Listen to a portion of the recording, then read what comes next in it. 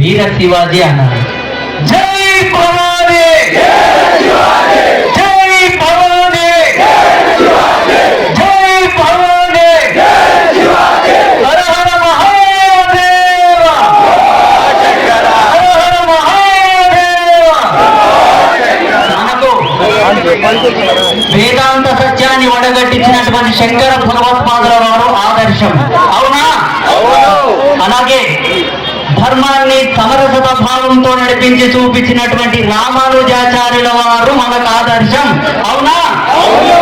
అలాగే వేదాంత సత్యాన్ని సమసమానమైనటువంటి ప్రతిపాదన చేస్తూ సమాజ సంఘీభావాన్ని ఏకోన్నతమైన ధర్మంలో నిలబెట్టినటువంటి సంత శిరోమణి జగద్గురువు బసవేశ్వరుడు మనకు ఆదర్శం, అవునా? కానీ మధ్యలో ఈ మౌలాలి ఎవరు? ఈ మౌలాలి ఎవరు?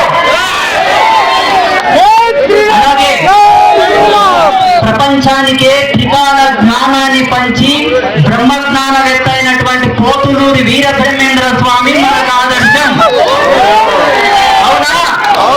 అవునా? ఈ హసన్ హుసేన్ ఎవరు? చెప్పండి, ఎవరు?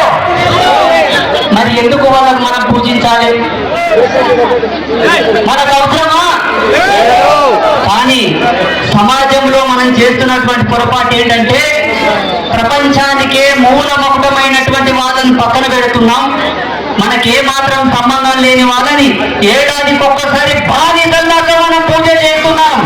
ఇది మనందరి తప్పు.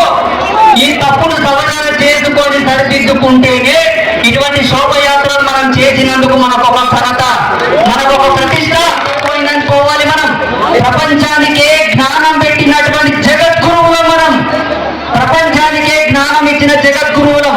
ఈనాడు ప్రపంచమంతా సనాతన ధర్మం గురించి మాట్లాడుకుంటుంది. అప్పుడు మనం చేస్తున్నటువంటి దౌర్భాగ్యం ఏంటంటే మన వాదనందరినీ పక్కన పెట్టాం. మనకేమాత్రం సంబంధం లేని వాళ్ళని తెచ్చి మన ఇళ్లలో పూజ చేసుకుంటున్నాం. ఈ తప్పును మనం అందరం ప్రశ్నించుకోవాలి, సరిదిద్దుకోవాలి.